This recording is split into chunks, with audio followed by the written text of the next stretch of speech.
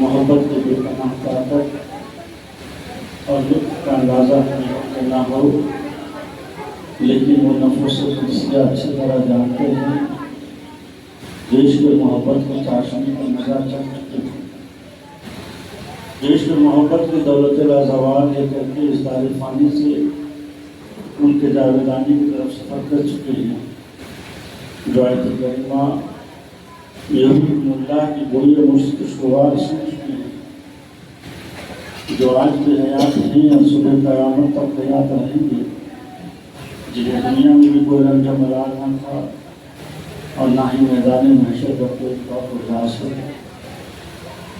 یہ وہ حضرات ہیں جنہوں نے زیادہ عشق محبت کے گزرنے میں نہ تو آزادائی کا احساس کیا اور نہ ہی انگاروں سے بچنے کے دامن کی سلگنے کی۔ حضرات، ہم ان بزرگوں سے محبت کرتے ہیں کہ اگر ان کے لیے اپنے دلوں میں تھوڑی سی بھی گستاخی کا پہلو آ جائے تو ایسے لوگوں کے بارے میں رب فرماتا ہے، حدیث قدسی ہے، من عادی لی ولیا فقد آذنتہ بالحرب، جو شخص میرے کسی ولی سے دشمنی رکھتا ہے میں اس سے اعلان جنگ کرتا ہوں۔ تو جو اللہ والوں کے بارگاہ میں گستاخ ہو جاتا ہے گویا کہ وہ اپنی لڑائی اللہ سے نہیں کرتا۔ اور اسی حدیث قدسی میں اللہ فرماتا ہے، وما یزال عبدی یتقرب الی بالنوافل حتی احبہ فاذا احببتہ۔ رب تبارک تعالیٰ فرماتا ہے کہ میرے کچھ بندے ایسے ہیں جو نوافل کے ذریعے سے مجھ سے قریب ہوتے جاتے ہیں، جب وہ مجھ سے قریب ہوتے جاتے ہیں تو میں ان سے محبت کرتا ہوں، اور جب میں ان سے محبت کرنے لگتا ہوں تو سمعت سے یسمع بھی، میں اس کے کان ہو جاتا ہوں جس سے وہ سنتا ہے، وہ بصر الذی یبصر بھی، اس کی آنکھ ہو جاتا ہوں جس سے وہ دیکھتا ہے، یدہ التی یبطش بہا، میں اس کا ہاتھ ہو جاتا ہوں جس سے وہ پکڑتا ہے، رجل التی یمشی بہا، میں اس کا پیر ہو جاتا ہوں جس سے وہ چلتا ہے۔ اور شیخ محدث عبدالحق دہلوی اشاعت العلمات میں لکھتے ہیں کہ زبان ہو جاتا ہے جس سے وہ بولتا ہے، اور دل ہو جاتا ہے جس سے وہ سمجھتا ہے۔ تو اللہ والوں کا یہ حال ہے کہ لوگ اللہ کا قرب حاصل کر لیتے ہیں کہ اللہ فرماتا ہے کہ میں اس کا ہاتھ اور پیر آپ تھوڑی دیر کے لیے سوچ سکتے ہیں کہ ہمارے علماء کرام فرماتے ہیں کہ اللہ تعالیٰ کی کوئی تصویر نہیں ہے، نہ اس کا ہاتھ ہے، نہ پیر ہے، نہ آنکھ ہے، نہ کان ہے، پھر یہاں پہ کیسے کہا جا رہا ہے کہ کسی کا ہاتھ ہو جاتا ہے، کسی کا پیر ہو جاتا ہے؟ اللہ ان سب چیزوں سے پاک ہے، اللہ کی کوئی تصویر نہیں، کوئی چھوی نہیں، پھر یہاں پہ کیسے کہا جا رہا ہے کہ اللہ کسی کا ہاتھ اور پیر ہو جاتا ہے؟ میرے رب کا مقام تو وہ ہے کہ جس کی نہ کوئی ابتدا ہے نہ انتہا، زمان و مکان کے حدوں سے ماورا، بے قرار قدرت اور بے پناہ طاقت کا مالک ہے، جو ہر نقص و عیب اور جسم و جسمانیت سے پاک و منزہ ہے، اپنی ذات اور صفات جس کا کوئی شریک و شریک نہیں، زندگی اور موت اسی کے قبضے قدرت میں ہے، اسے کبھی فنا و زوال نہیں، اس کے سب محتاج ہے، وہ کسی کا محتاج نہیں، یک و تنہا ولی ذات واجب الوجود ہے، جو خالق و رازق مدبر منتظم شد حاضر ہے۔ قل هو اللہ احد اللہ الصمد لم یلد ولم یولد ولم یکن لہ کفوا احد۔ اے محبوب آپ فرما دیجئے کہ وہ اللہ ایک ہے، بے نیاز ہے، نہ اس کی اولاد ہے، نہ وہ کسی سے پیدا ہوا اور اس کے برابر کوئی نہیں۔ تو پھر یہاں پہ کیسے کہا جا رہا ہے کہ رب تبارک تعالیٰ کسی کا ہاتھ کسی کا پیر. امام فخر الرازی اپنی تفسیر کی کتاب میں ایک جگہ لکھتے ہیں کہ جب بندہ اطاعت اور ہمیشگی کرتا ہے تو نور الہی اس کی کان ہو جاتی ہے جس سے وہ سنتا ہو. بندہ جب اطاعت اور ہمیشگی کرتا ہے تو نور الہی اس کی آنکھ ہو جاتی ہے جس سے وہ دیکھتا ہے. بندہ جب اطاعت اور ہمیشگی کرتا ہے تو نور الہی اس کے ہاتھ ہو جاتی ہے جس سے وہ پکڑتا ہے. نور الہی اس کا پیر ہو جاتا ہے جس سے وہ چلتا ہے.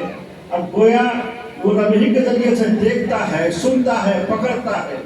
تو آپ بزرگوں کا عالم جان سکتے ہیں اس حدیث سننے کے بعد کہ غوث پاک تو بغداد میں لیٹے ہوئے ہیں لیکن فریاد لوہردگہ کے مسلمانوں کی سن رہے ہیں. غریب نواز اجمیر شریف میں اعلان کر رہے ہیں لیکن فریاد لوہردگہ کے مسلمانوں کی سن رہے ہیں. یہ ہے اللہ والوں کا کمال.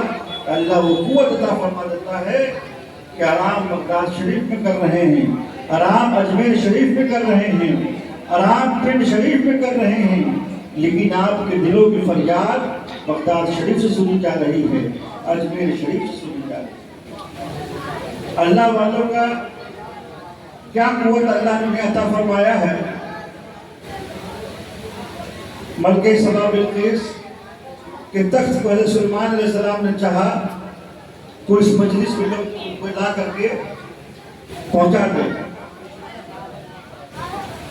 حضرت سلیمان علیہ السلام نے فرمایا کہ کون شخص ہے جو ملکہ سبا بلقیس کے تخت کو پل بھر میں یہاں لے آئے. ایک سرکش جن کھڑا ہوا اور اس نے کہا کہ میں یہ محفل ختم ہونے سے پہلے ان کے تخت کو لا کر کے رکھ دوں گا.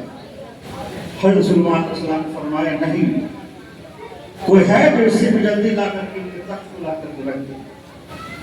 تو اللہ نے ایک ولی کھڑے ہوئے جن کا نام عاصم بن برقیہ ہے. دیکھیے اللہ نے کیا قوت عطا فرمائی ہے کہ عاصم بن برقیہ جو اللہ کے ولی ہے وہ کھڑے ہوئے اور فرماتے ہیں انا آتی کا بھئی قبلہ ان یرتد الیک طرفک، میں پلک جھپکنے سے پہلے ان کا تخت کو لا کے رکھ دوں.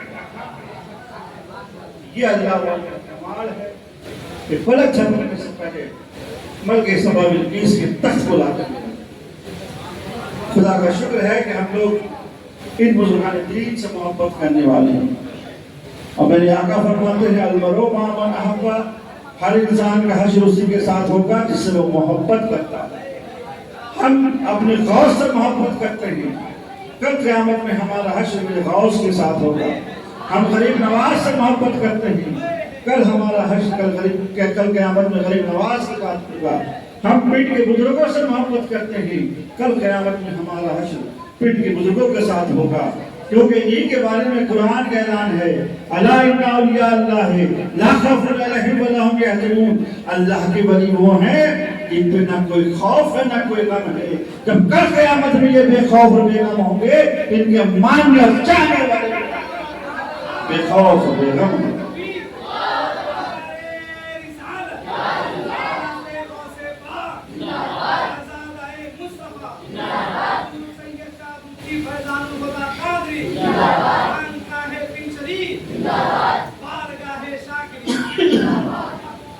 تو خدا کا شکر ہے کہ ہم لوگ اللہ والوں سے محبت کرنے والے ہیں، ان کی بارگاہوں کے گستاخ نہیں ہیں.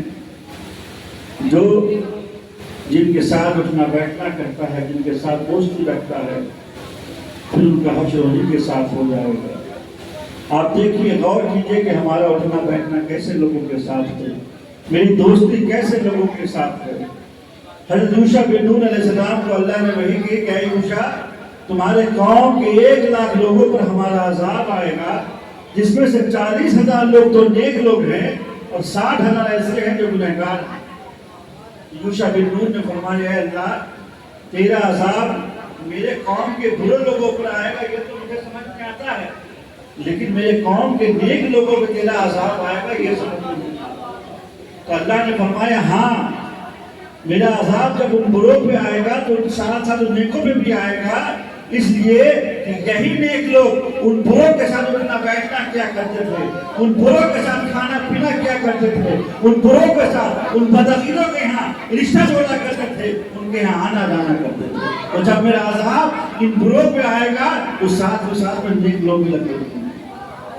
اس لیے غور کیجیے کہ آپ اٹھنا بیٹھنا کیسے لوگوں کے ساتھ ہے، آپ کی دوستی کیسے لوگوں کے ساتھ ہے، آپ رشتہ کیسے لوگوں کے ساتھ رکھتے ہیں. کہیں ایسا نہ ہو کہ جب ان کی گرفت ہو تو ساتھ میں کہیں آپ بھی لگے. اسی لیے کسی سے دوستی کیجیے تو اللہ اس کے رسول کے محبت کیجیے، کسی سے دشمنی رکھیے تو اللہ اس کے رسول کی محبت کیجیے.